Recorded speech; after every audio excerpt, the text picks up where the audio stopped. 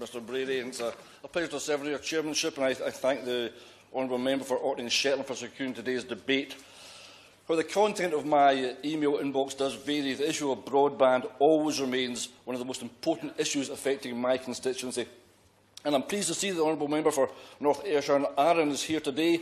Our constituencies share a border, and sometimes I feel that as we're on the fringe of what's known as the Central Belt, people believe that all the benefits of the big cities fall on us too.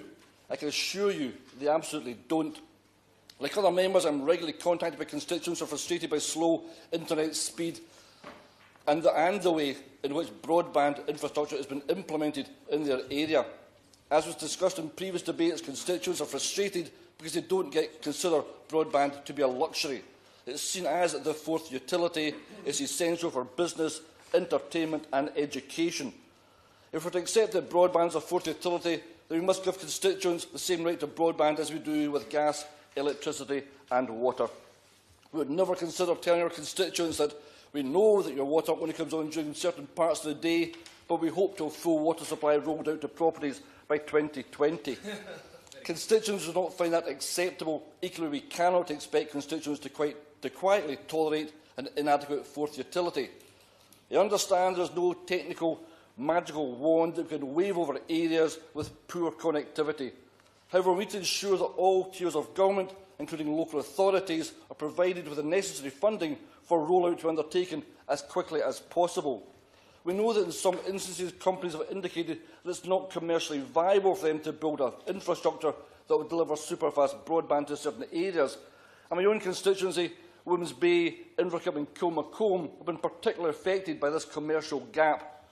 By the way, Kilmacombe got piped clean water in 1878. Some may be surprised, though, that Inverclyde, just 40 minutes from Glasgow, is relevant to a debate on rural broadband.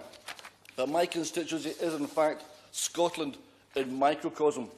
Most of the population lives in a relatively thin strip of land where we have densely populated towns with large housing estates. This area is hemmed in by the coast and undeveloped hills. Surrounding the most populated areas, we have farmland, which includes sheep and llama farms. We have sustainable forestry provided fuel for biomass heating. We have rural villages along with small holdings and isolated farmhouses.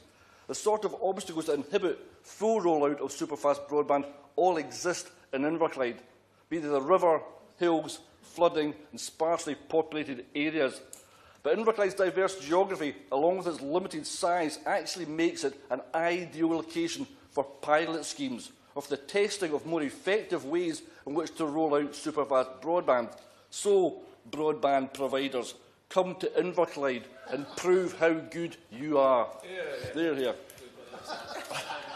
Ultimately, if we cannot meet the challenge of getting superfast broadband to Kilmacombe or Inverkip, then an equivalent service in Argyll or Sutherland will be insurmountable. So what are the other potential solutions? And more importantly, are they economically viable? Virgin Media's Project Lightning includes the village of Kilmacombe, and I'm looking forward to seeing how well that progresses. Recently, Vodafone, in conjunction with Telefonica UK Limited, have announced a new base station that is planned in the Women's Bay area. I'm hoping this is a step forward to providing a 21st century coverage to the surrounding area. Satellite solutions undoubtedly have their place, and I've recently brought the National Union of Farmers Scotland together with satellite solution providers. So Inverclyde is much like other constituencies. We have many suppliers not necessarily working together, fighting for the most profitable sections of the market, with the more rural areas are neglected. When the day comes that Inverclyde has 99.9% coverage, I will be knocking at the Minister's door and speaking up for that 0.1%. No household left behind. And so, Mr Brady, what we have is a fragmented approach where we need a joined-up solution.